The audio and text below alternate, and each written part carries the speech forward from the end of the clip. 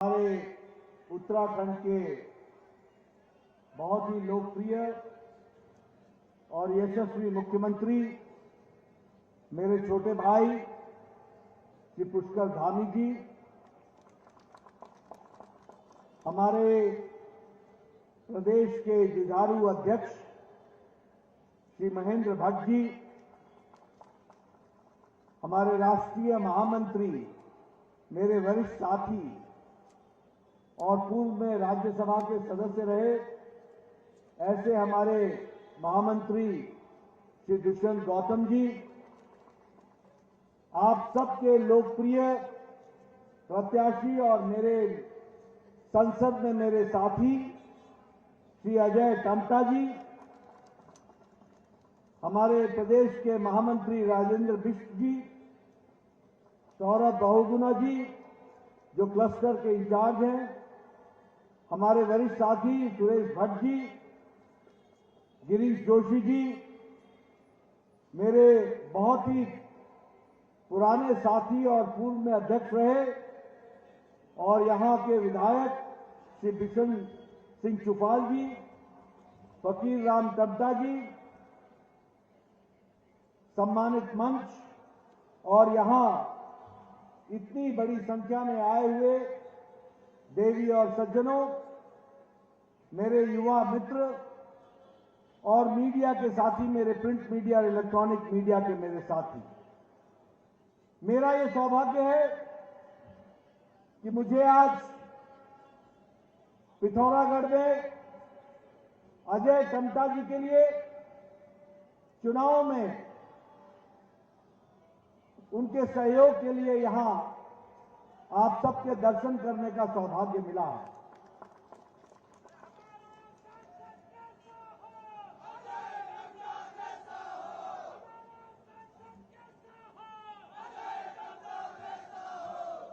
हम जानते हैं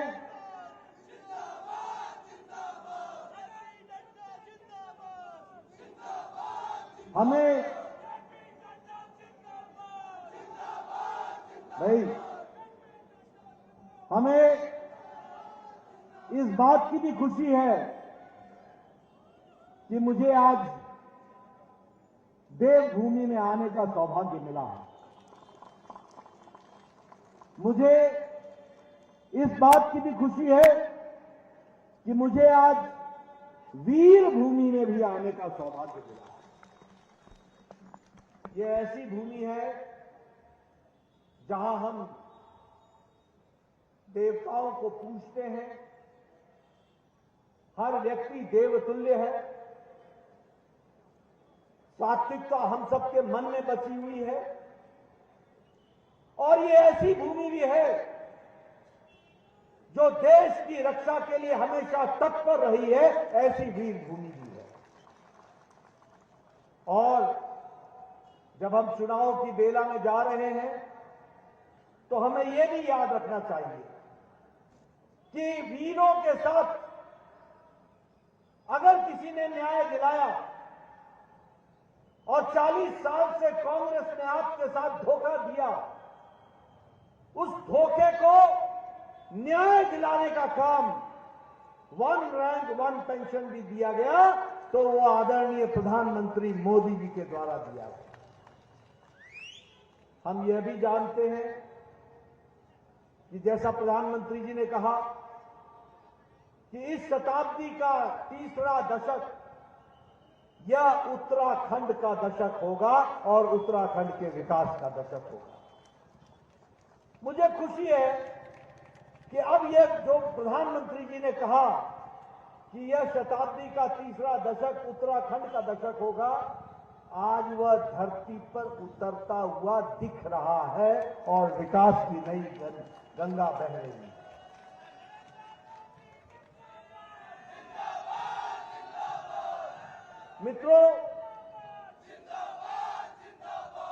मित्रों, आपको जो चयन करना है वो एक तरफ उन लोगों का चयन करना है जिन्होंने उत्तराखंड के दर्द को समझा है, जिन्होंने उत्तराखंड को आगे बढ़ाने में कोई कसर नहीं छोड़ी, जिन्होंने उत्तराखंड के युवाओं की आकांक्षाओं को पंख लगाने का काम किया,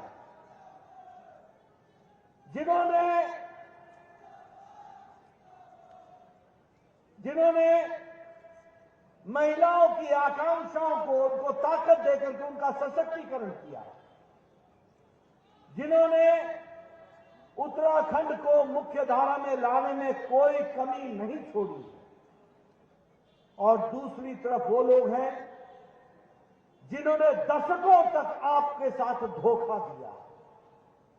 वो लोग हैं जिन्होंने घोटाले किए, वो लोग हैं जिन्होंने आपके विकास के नारा देकर के आपको विनाश की तरफ धकेला है, और घोटालों की सरकार एक नहीं अनेकों सरकार चलाई। मैं आपकी याददाश्त को ताजा करना चाहता हूं।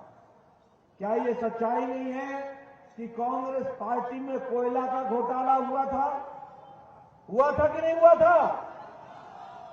क्या ये सच्चाई नहीं है कि कांग्रेस के जमाने में बोफर्स का घोटाला हुआ था? क्या ये सच्चाई नहीं है कि कांग्रेस के जमाने में पनडुब्बी का घोटाला हुआ था? क्या ये सच्चाई नहीं है कि ऑगस्टा वेस्टलैंड हेलीकॉप्टर का घोटाला हुआ था? क्या ये सच्चाई नहीं है कि 2G और 3G का घोटाला हुआ था? क्या ये सच्चाई नहीं है कि कॉमनवेल्थ गेम्स का घोटाला हुआ था? मित्रों, इन्होंने न जल छोड़ा, न नभ छोड़ा, न स्थल छोड़ा, न पाताल छोड़ा, तीनों लोक में भ्रष्टाचार किया। ये कांग्रेस पार्टी का इतिहास है।